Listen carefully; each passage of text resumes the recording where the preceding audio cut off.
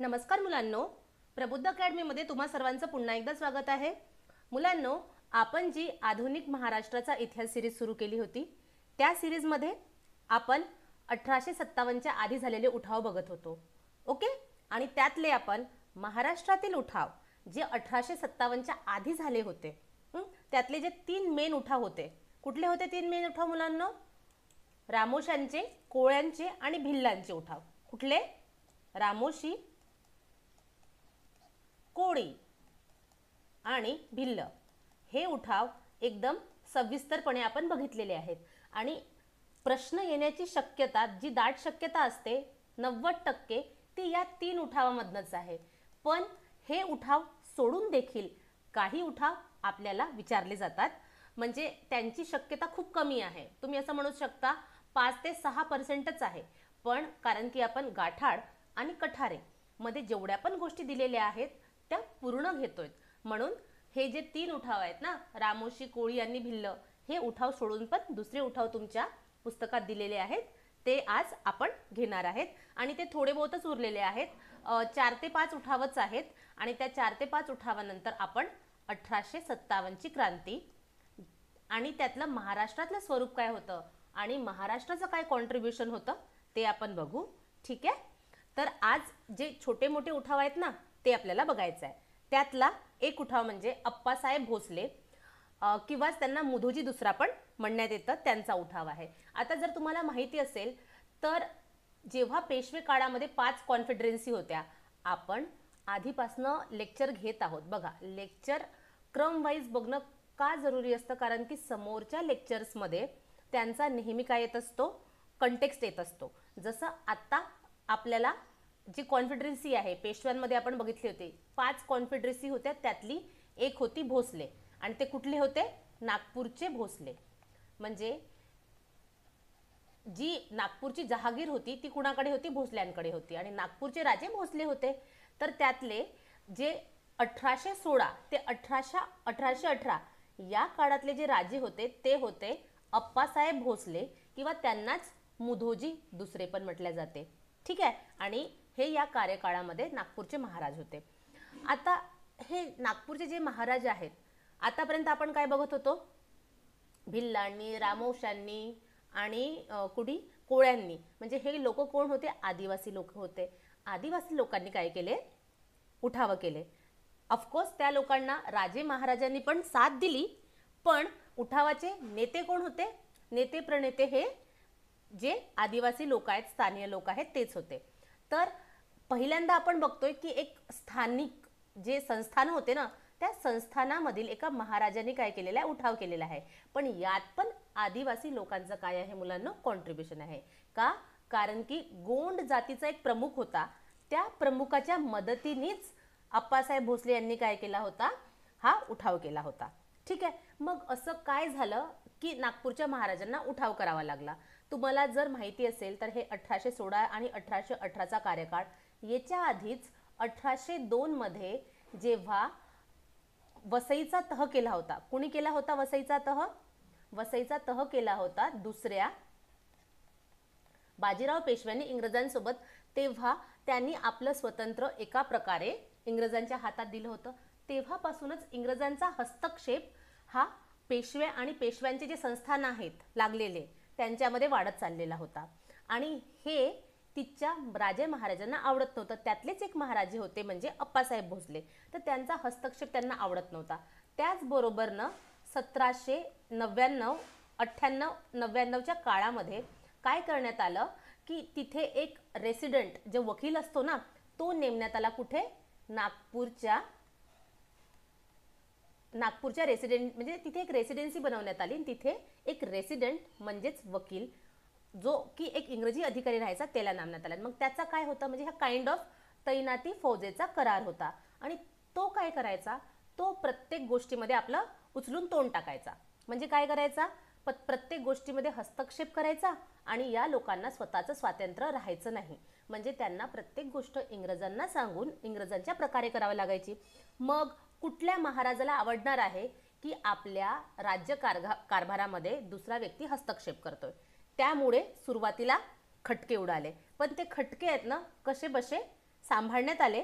पण जेव्हा 1817ला परत बाजीराव दुसऱ्यांनी काय केलं, इंग्रजांविरुद्ध बंड पुकारलं. कारण की या कार्यकाळामध्ये आपण बघितलं होतं की जे तिसरं आंग्ल मराठा युद्ध आहे तेव्हा बाजीराव आणि एल्फिस्टनमध्ये खूप प्रॉब्लेम्स व्हायला लागले आणि त्याच्यातूनच न ते त्र्यंबकजी डेंगळेचं एक प्रकरण झालं.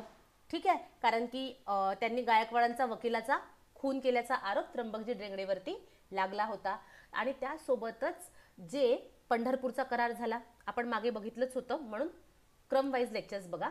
तर पंढरपूरचा करार, त्र्यंबक डेंगळे प्रकरण, या सगळ्या प्रकरणामुळे बाजीराव दुसरे आणि इंग्रजांमुळे खटके उडायला लागले. आणि त्याच्यामुळे बाजीराव दुसऱ्यांनी असा विचार केला की मला आता इंग्रजांविरुद्ध उभं व्हायचं आहे, कारण की माझं स्वातंत्र्य पूर्ण पारतंत्र्यात गेलेलं आहे. त्यासोबतच या लोकांचे हस्तक्षेप खूप जास्त वाढलेले आहेत. तर यावेळेस अप्पासाहेब भोसले यांनी इंग्रजांची बाजू न घेता, ठीक आहे, कुणाची बाजू उचलून धरली, बाजीराव दुसऱ्यांची. म्हणजे त्यांनी पेशव्याला सपोर्ट करण्याचा विचार केला. आता ह्या सगळ्या गोष्टी त्यांच्यामध्ये पत्रव्यवहार व्हायला लागले, बाजीराव दुसऱ्यामध्ये आणि भोसलेंमध्ये, अप्पाजी भोसलेंमध्ये. तर त्यावेळेला जेव्हा हे पत्रव्यवहार होत होते तेव्हा जे इंग्रज आहेत त्यांना ही भनक लागली की अप्पासाहेब भोसले आपल्या विरुद्ध काय करतायत, षडयंत्र करतायत. आणि त्याच्यामध्ये त्यांनी गोंड जमातीच्या प्रमुखाची मदत घेतलेली आहे हे त्यांना कळालं. आणि त्यामुळे मग काय झालं, इंग्रजांमध्ये आणि अप्पासाहेबांमध्ये सीताबर्डीची लढाई झाली. ही सीताबर्डीनं नागपूरमधला एक एरिया आहे जो आता पण सीताबर्डी म्हणूनच फेमस आहे. ठीक आहे, तिथे लढाई झाली आणि ऑफकोर्स या लढाईमध्ये काय झाले, इंग्रज जिंकले. पण तुम्हाला माहिती असेल की इंग्रजांची पॉलिसी नेहमी कशी असायची, सामदाम दंड भेदवाली. तर त्यांनी काही एरिया बळकावले आणि अप्पासाहेबांना परत त्यांचा पराभव झाला तरी त्यांना फाशीची शिक्षा दिली नाही किंवा तुरुंगात टाकले नाही, त्यांना परत काय केलं, गादीवर बसवलं.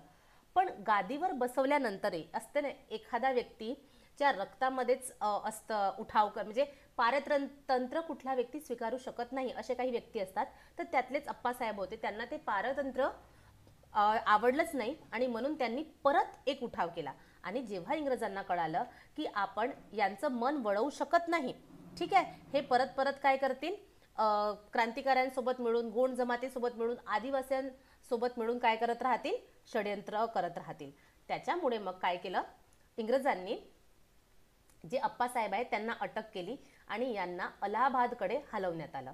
पण वाटेमध्ये जेव्हा ते विश्राम करायला थांबले होते, म्हणजे कारण की त्यावेळेस मॉडर्न कम्युनिकेशन नव्हतं, तर घोडदळ पायदळ चालायची, तर त्यांना वाटेमध्ये रात्रीच्या वेळेला थांबावं लागलं. तेव्हा जे आपले अप्पासाहेब आहेत त्यांनी इंग्रजांच्या हातावर तुरी दिल्या आणि तिथून आपला पळ काढला. तिथून म्हणजे ते त्यांना तुम्ही असं म्हणजे सुटका करून घेतली, पळ काढल्यापेक्षा म्हणण्यापेक्षा आपण म्हणून त्यांनी सुटका करून घेतली आपली इंग्रजांकडनं. आणि सुटका करून ते नॉर्थ इंडियामध्ये गेले. कुठे गेले, उत्तर भारतामध्ये. आणि उत्तर भारतामध्ये तेव्हा हिंदी भाषिक काय होते, संस्थानिक होते. आणि त्यांनी काय करण्याचा प्रयत्न केला, जे हिंदी भाषिक आहेत त्या सगळ्यांना एकवटण्याचा प्रयत्न केला. म्हणजे त्यांनी असं म्हटलं की आपण एकत्र येऊन इंग्रजांविरुद्ध बंड पुकारू तर आपण इंग्रजांना काय करू शकतो, हरवू शकतो. ठीक आहे, आणि आपलं राज्य परत मिळवू शकतो. या होपमध्ये ते गेले होते आणि ते प्रयत्न करत होते. त्यातलाच एक प्रयत्न म्हणजे त्यांचं जे पंजाबचे शीख राजा होते, जे खूप पराक्रमी म्हणून काय होते, फेमस होते, त्यांच्यासोबत पण त्यांनी काय केला होता, संधी साधण्याचा प्रयत्न केला होता. पण काही जमलं नाही आणि शेवटी 1840ला त्यांचा जोधपूर इथे मृत्यू झाला. आता मला या जोधपूरबद्दल तुम्हाला थोडं काही सांगायचं आहे. लक्षात घ्या, यांचा असा क्वेश्चन म्हणजे आयोग असा क्वेश्चन फ्रेम करू शकतो की कुठल्या राजांनी रणजित सिंग, पंजाबचे जे शीख राजा होते रणजित सिंग, त्यांना इंग्रजांविरुद्ध बंड पुकारण्यासाठी मदत मागितली होती, असा प्रश्न येऊ शकतो. किंवा गोंड जमातीचा जो उठाव आहे, गोंड जमातीचा जो उठाव आहे त्या जमातीच्या उठावामध्ये कुठला राजा, कधी तुम्हाला अप्पासाहेब भोसले देतील, कधी तुम्हाला मुधोजी देतील. म्हणून जेवढी मी हे सांगत आहे, डिटेल सांगत आहे, ती थोडी लक्षात ठेवत चला. ठीक आहे, तर जेव्हा म्हणजे जे अलाहाबादला जाताना ते रस्त्यातून त्यांनी इंग्रजांकडून सुटका करून घेतली होती, तेव्हा जे नॉर्थला गेले ना, ते कुठे गेले, ते जोधपूरच्या राजांकडे गेले. कुठले, महाराजा ऑफ जोधपूर. आता हे जे महाराजा ऑफ जोधपूर होते त्यावेळेला कोण होते, मानसिंग होते. ठीक आहे, तर जे मानसिंग होते ना त्यांनी कुणाला सहारा दिला? अप्पासाहेबांना, म्हणजे स्वतःकडे त्यांना ठेवून घेतलं. आणि जेव्हा इंग्रजांना हे कळालं की मानसिंगांनी अप्पासाहेब यांना काय दिलेलं आहे, आपल्याकडे आसरा दिलेला आहे, तर तेव्हा त्यांनी मानसिंगांना बजावून सांगितलं की ते एक पॉलिटिकल फ्युजिटिव्ह आहेत, त्यांना आमच्याकडे द्या, आमच्या हातामध्ये त्यांना सोपवा तुम्ही. पण महाराजा जे होते मानसिंग, त्यांनी सक्त मना केलं की मी हा व्यक्ती जो माझ्याकडे आसरा घ्यायला आलेला आहे, मी त्याला तुमच्या हाती देणार नाही. इंग्रजांना त्यांना बजावून सांगितलं होतं की याचे जे रिपकर्शन्स आहेत, ठीक आहे, याचे परिणाम खूप वाईट होतील. तरी देखील महाराजा ऑफ जोधपूरने अप्पासाहेब यांना काय केलं नव्हतं, याच्या जे इंग्रज आहेत त्यांच्या हाती आपल्या अप्पासाहेब भोसले यांना नव्हतं दिलं. पण शेवटी 1840 मध्ये प्रयत्न करता करताच काय झालं, अप्पासाहेब भोसले यांचा मृत्यू झाला. अशा प्रकारे गोंड जमातीचा किंवा अप्पासाहेब भोसले किंवा मुधोजी दुसरे यांचा काय होता, उठाव होता. ठीक आहे. त्यासोबतच एक उठाव दिलेला आहे तुमचा पुस्तकामध्ये, तो आहे मराठवाड्यातील हाटकरांचा उठाव. आता हे हाटकर होते कोण? हे जे हाटकर आहेत ना, त्यात ते जो नांदेड आहे, पहिले आपण नांदेड बघूया.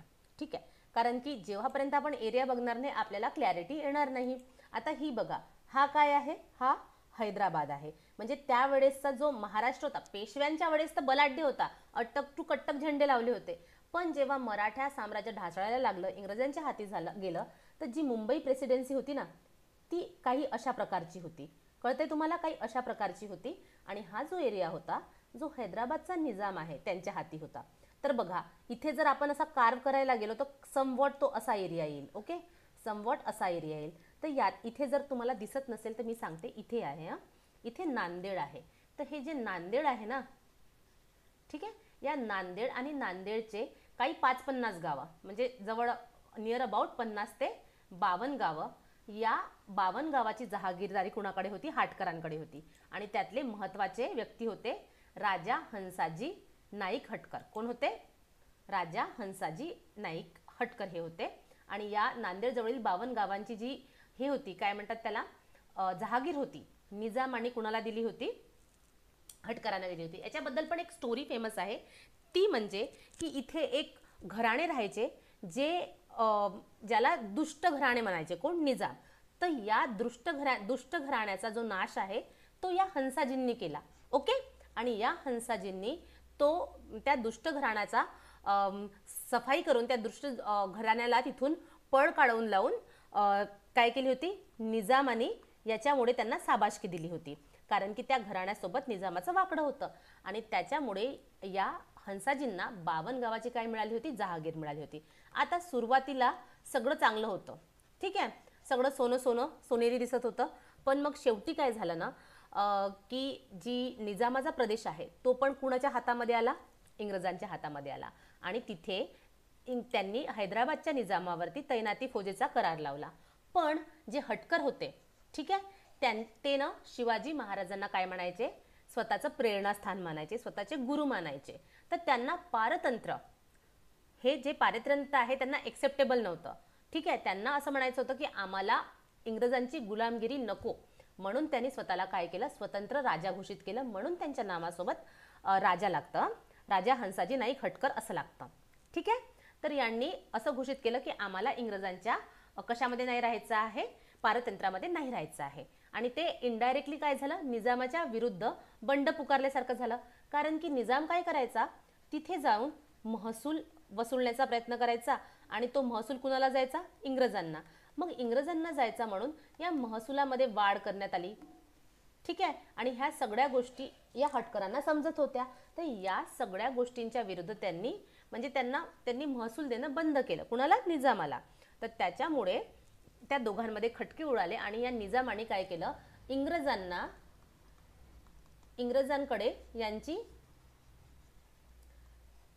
इंग्रजांना सांगितलं की जे हे हटकर आहेत ते असं करतायत आणि त्यांनी काइंड ऑफ बंड पुकारलेला आहे. ठीक आहे. तर त्याच्यामुळे मग इंग्रजांना कळालं की हे बंड आम्हाला मोडण्याची गरज आहे. म्हणून इंग्रजांनी आपली एक तुकडी पाठवली हंसाजी नाईक हटकर यांचं बंड मोडून काढण्यासाठी. पण हंसाजी नाईकांना तिथचे जे आजूबाजूचे हटकर लोकच नाही, पण आजूबाजूचे दुसरे जे लोक होते ते पण येऊन मिळाले. त्यासोबतच अनेक तरुण देखील येऊन मिळाले. ठीक आहे. आणि कारण की हे त्यांनी स्वतःला त्या 52 गावाची जहागीर होती त्यांच्याकडे, तर त्यांच्याकडे पैशांची कमी नव्हती, तर त्यांनी 400 अरब सैनिक ना आपल्या तुकडीमध्ये सामील करून घेतले होते. ठीक आहे. आता या सगळ्यांमुळे जेव्हा इंग्रज आले, इंग्रजांना खूप मोठी तुकडी घेऊन यांच्यावरती काय करावं लागली, वाटचाल करावं लागली. तर 8 जानेवारी 1819ला त्यांनी आपली तुकडी आणून अचानक नोवाच्या गडावर, म्हणजे तिथे एक नोवा असं ठाणे होतं. ठाणे म्हणजे तिथे गड होता, त्या गडावरती ते राहत होते. तर त्या गडावरती कुणीच हल्ला चढवला इंग्रजांनी. त्याच्यामध्ये कोण कोण होते, मेजर पिटसन होते, कॅप्टन इव्हान्स होते, कॅप्टन टेलर होते. हे तुमच्या कठारेमध्ये दिलेलं आहे, कठारेमधला डाटा आहे हा. तर हे सगळे इंग्रज अधिकारी होते आणि त्यांनी 5,000चं कॉन्टिजेंट आणलेलं होतं. 5,000चं विचार करा तुम्ही. म्हणजे त्यांना हंसाजी नाईक यांचं जे बंड आहे ते किती मोठं असेल की त्यांना 5,000ची एक तुकडी घेऊन यावं लागली. ठीक आहे. आणि त्यांना वाटलं की आम्ही 5,000 सैनिक घेऊन आलेलो आहेत, तर आम्ही या बंडाला 2 ते 3 दिवसामध्ये मिटवून टाकू. पण त्यांना जवळपास 1 ते 1.5 महिना इथे लढाई देत राहावं लागली होती. आणि त्यांनी महिनाभर नोवाच्या किल्ल्याला काय दिला होता, वेढा दिला होता. आणि या लढाईमध्ये ज्या शिवाजी महाराज आपल्या लढाईमध्ये ज्या प्रकारे लढाई करायचे, जसं गनिमी काव्याचा उपयोग करायचे, त्या सगळ्या ज्या युक्ती आहेत ना, त्या इथे त्यांनी त्यांचा वापर केला. कुणी, हटकर यांनी. कळतंय तुम्हाला की हटकरांनी शिवाजी महाराजांना आपलं गुरु मानलं होतं आणि त्यात जे लढाईमध्ये जे कावे ते वापरायचे त्या सगळ्या गोष्टींचा वापर हटकरांनी केला. पण शेवटी कारण की इंग्रजांकडे काय होतं, एक आधुनिक शस्त्रास्त्रे होते, त्यासोबत त्यांच्याकडे बलाढ्य तोफा होते, म्हणून त्यांना हार मानावं लागली. आणि 31 जानेवारी 1819ला काय झालं मुलांनो, नोवाचं युद्ध संपलं. पण काय झालं, सुदैवाने हंसाजी नाईक आहेत ना, ते आपल्या भावाला घेऊन इंग्रजांच्या कचट्यातून पळून निघाले. पण आणि जे बाकीचे लोक कुणाच्या हाती लागले, इंग्रजांच्या. बाकीचे हटकर लोक आणि बाकीचे काही लोक तर भरपूर लोक मेले. ठीक आहे. पण जे त्यांच्या हाती लागले त्यांना फाशीची शिक्षा देण्यात आली. आणि सोबतच हंसाजी नाईक हटकर यांना पकडून देण्यासाठी एक जाहीरनामा काढण्यात आला. आणि त्या जाहीरनाम्यानंतर दगाफटका झाला, कारण की ऑफकोर्स ते लालूच द्यायचे की आम्ही तुम्हाला इतके पैसे देऊ जो माहिती देईल, आणि त्यावेळेसची 5,000 2,000 अशी रक्कम ते इनामी रक्कम ठेवायचे. त्याच्यामुळे दगाफटका झाला आणि शेवटी हंसाजी जे नाईक आहेत ते इंग्रजांच्या हाती लागले आणि नंतर हंसाजी नाईकला फाशीची शिक्षा देण्यात आली. कळालं तुम्हाला? तर आता या 2 उठावामध्ये छोट्या छोट्या गोष्टीच लक्षात ठेवायच्या आहेत, काही जास्त गोष्टी लक्षात ठेवायच्या नाही आहेत. ती म्हणजे पहिली गोष्ट तर अप्पाजी भोसले होते कोण, आणि त्यांना मुधोजी 2 पण म्हणायचे. आणि त्यांनी कोणत्या लोकांसोबत, ठीक आहे, मिळून बंड पुकारलं होतं, गोंड लोकांसोबत. ठीक आहे. आणि त्यांना आसरा कोणी दिला होता, ठीक आहे, त्यांना आसरा देणारे होते मानसिंग. कोण होते हे, जोधपूरचे महाराजा. त्यासोबतच त्यांनी हिंदी संस्थानिकांना एकवटून इंग्रजांविरुद्ध बंड उभं करण्याचा प्रयत्न केला. आणि ते राजा रणजित सिंगला पण मिळाले होते, असं काही तुम्हाला स्टेटमेंटमध्ये देऊ शकतात, म्हणून एवढी इन्फॉर्मेशन लक्षात ठेवा. मग हटकरांचा उठाव हा कुठे झाला होता, हा निजामाच्या क्षेत्रामध्ये झाला होता. ठीक आहे. आणि नांदेड सोबत तिचे जे आजूबाजूचे 10-12 गावं आहेत ते याच्यामध्ये सामील होते. आणि यांच्यासोबत जे इंग्रज अधिकारी होते, कॅप्टन इव्हान्स होते, ठीक आहे, कॅप्टन मेजर पिटसन होते, कॅप्टन टेलर होते आय गेस, ठीक आहे, हे तिघं होते. यांना तुम्ही लक्षात ठेवा. आणि कशामुळे त्यांचा उठाव झाला होता हे लक्षात ठेवा. ठीक आहे. या लेक्चरमध्ये तर असे काही जास्त फॅक्ट्स नव्हते लक्षात ठेवण्यालायक, पण आणि इथनं जे प्रश्न येतील पण तर जोड्या लावा किंवा एखादं स्टेटमेंट येईल. ओके, ठीक आहे. तर चला हे लेक्चर इथेच संपवूया. आणखी 1-2 उठाव राहिलेले आहेत, त्यांना पण लगेचच घेऊन येऊया आपण, आणि नंतर आपण आपला पुढचा चॅप्टर सुरू करूया. थँक्यू.